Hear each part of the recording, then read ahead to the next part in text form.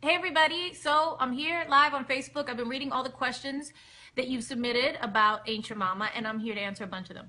Okay, let's get started. Okay, how did you create the concept for this video and playing women from different decades to tell the story?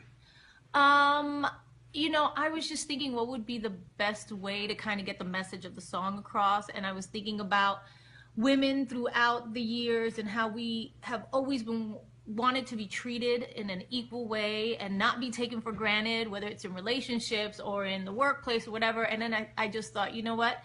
How about we show the progression of women and how we've grown, but also how things are kind of the same. And so I thought, okay, we'll go from the 50s to the 60s to the 70s to the 80s to present day, and how today we're standing up for everything that we really truly deserve. Great.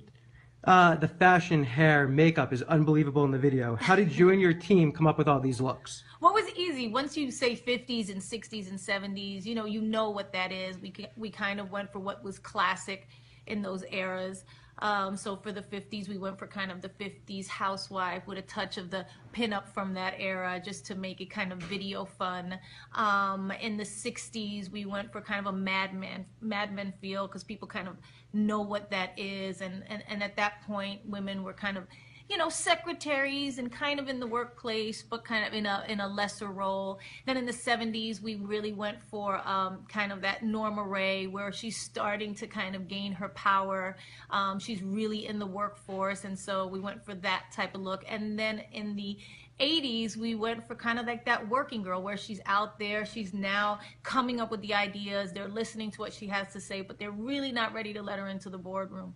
So we went with that kind of classic Melanie Griffith kind of working girl idea, New York style, of course.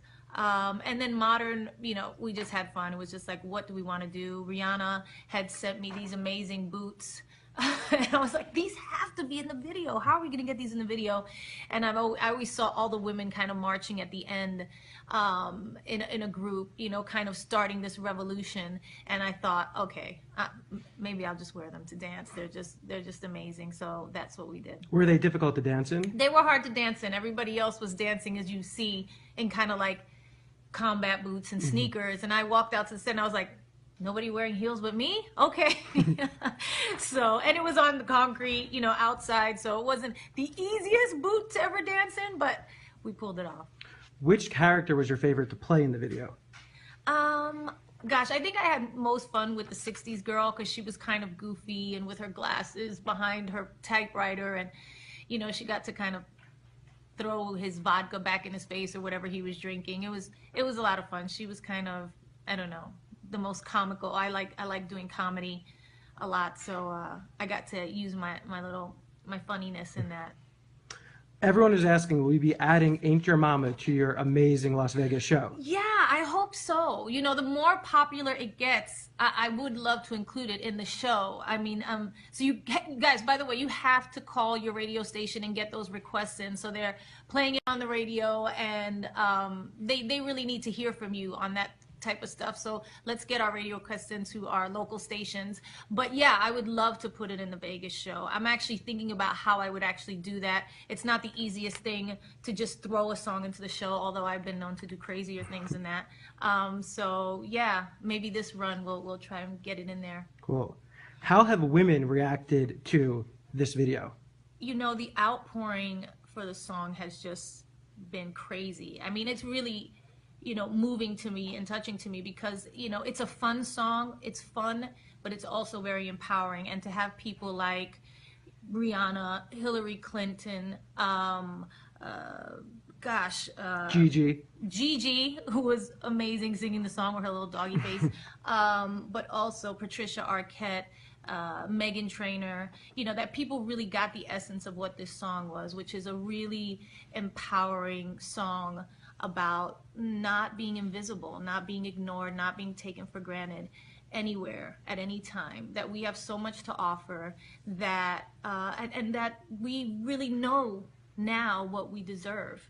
And I think that's the most important thing about the song. It's not about hating anyone. It's not about man hating. It's not about that. We love you. We just want you to see us for all that we are and never take us for granted. And I think that's what it was really about for me. And I just wanted to get that across. And everybody on the video, all the girls got so into the kind of like, I'm too good for that, I'm too good for that, just remember that, you know, because it's just that part of the song is really about what the essence is.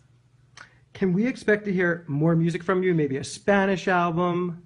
Yeah, I mean, I'm always working on music. And now with this single, who knows, we might have a follow-up single very soon.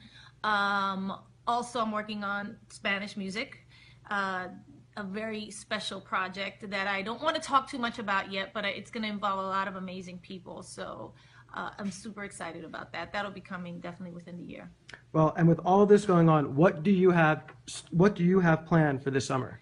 Well, this summer, you know, I've actually been on a tiny little vacation, if anybody's seen. I was just like one day on the beach. That was a big deal for me.